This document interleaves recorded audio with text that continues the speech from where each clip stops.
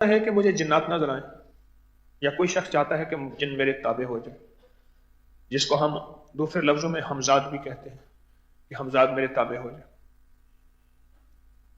اب ہمزاد کے لیے ایک چلے کاٹے جا رہے ہیں، محنتیں کی جا رہی ہیں، اپنے جان مال وقت کو ضائع کیا جا رہا ہے، پوری کی پوری کوشش اور محنت کے بعد جو ہے حاصل کچھ نہیں، یا بندہ پاگل ہو گیا، یا نماز تسبیح سے گیا، یا پھر اس کے حادثے ہونا شروع ہو گئے، نقصان ہونا شروع ہو گئے۔ یہ وہ چیزیں ہیں جو غیر اختیاری ہیں، ان کا ہمارے پر اختیاری نہیں ہے۔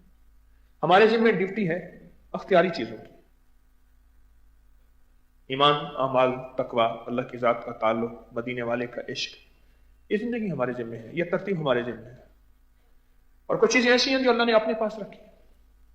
میرا اللہ کہتا ہے الف لام میم کا ترجمہ میرے پاس ہے، نون کا ترجمہ میرے پاس ہے، کاف ہا یا عین صاد میں جانتا ہوں اس کے معنی کیا ہے، ہا میم عین سین قاف میں جانتا ہوں اس کے کمالات کیا ہیں، اس کی ترجمہ معنی میں جانتا ہوں۔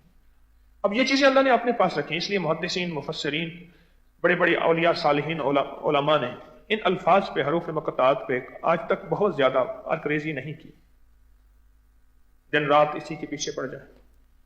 اللہ نے یہ علم اپنے پاس رکھا ہے، بس ٹھیک ہے۔ جنات اللہ نے چھپا دیے، فرشتے چھپا دیے، اسی کا امر ہے، اسی کا علم ہے، مجھے تو اس کے علم کے کو مان کے چلنا ہے، سمجھ آئے نہ آئے، میری سمجھ، میرا عقل، میرا شعور ساتھ دے نہ دے، بس ٹھیک ہے۔ انہوں نے جو فرما دیا، میرے اللہ نے جو کر دیا، وہ سچ ہے، حق ہے، حقیقت ہے۔ میں لوگوں کے دل پڑھوں۔ دیکھو، ایک چیز وہ ہے جو اللہ عطا کر دے، اور ایک چیز وہ ہے جو اللہ نے عطا نہیں کی، میں اس کے پیچھے پڑ گیا۔ ہاں، نیکی ایک بندے کو عطا نہیں ہوئی، میں اس کے پیچھے پڑا ہوں، میں نیکی والا کام کروں۔ گناہوں سے بچنا، اس کے پیچھے پڑ گیا کہ میں نے آج کے بعد گناہوں سے بچنا ہے، بہت اچھی بات ہے، پیچھے پڑ گیا، میں نے گناہوں سے بچنا ہے۔ میں نے سچ بولنا ہے، اس کے پیچھے پڑ گیا، سچ لکھنا ہے اور سچا لین دین کرنا ہے، اس کے پیچھے پڑ گیا، بہت اچھی بات ہے، اس کے پیچھے پڑ گیا۔ یہ بہت سچی زندگی کا سچا راز ہے۔ ایک بندہ اس کے پیچھے پڑ گیا، اور ایک بندہ کہتا ہے نہیں، میرے جنات مجھے نظر آنے چاہیے۔ کئی لوگ میرے پاس آتے ہیں، کہتے ہیں جی آپ کے پاس جنات ہیں، ایک ہم مجھے دے دیں۔ پتہ نہیں اسے کیسے پتا چلا کہ میرے پاس بھی جنات ہیں۔ غیر اختیاری چیزوں کے پیچھے دوڑ پڑے ہیں۔ وہ اس لیے کہ اس ہفتے میرے پاس یہ لوگ بہت آئے ہیں، اس ہفتے نا بہت لوگ آئے ہیں ایسے، کوئی کہتا ہے کشف ہو جائے، کوئی کہتا ہے ہمزاد مل جائے، کوئی کہتا ہے میرا جو ہے وہ ایک جن مل جائے۔ پتہ نہیں ہر بندہ کیا چاہتا ہے۔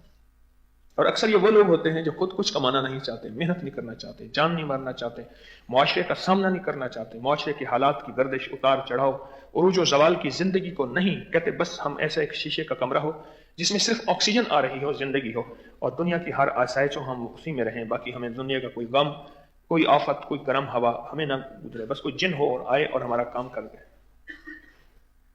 ابھی کچھ عرصہ پہلے میرے پاس ایک جوان آیا، کہنے لگا جی سنا ہے آپ علامہ لاہوتی صاحب ہیں، تو آپ کا تو جنات سے رابطہ ہے بہت زیادہ، ایک جن دینے میں نے شادی کرنی ہے۔ میں نے کہا جن سے شادی کرنی ہے؟ کہہ رہے نہیں، اس کے ماں باپ نہیں مانتے، بس صرف ایک گھنٹے کے لیے جا کے نا انہیں تھوڑا سا ڈرا دھمکا دے،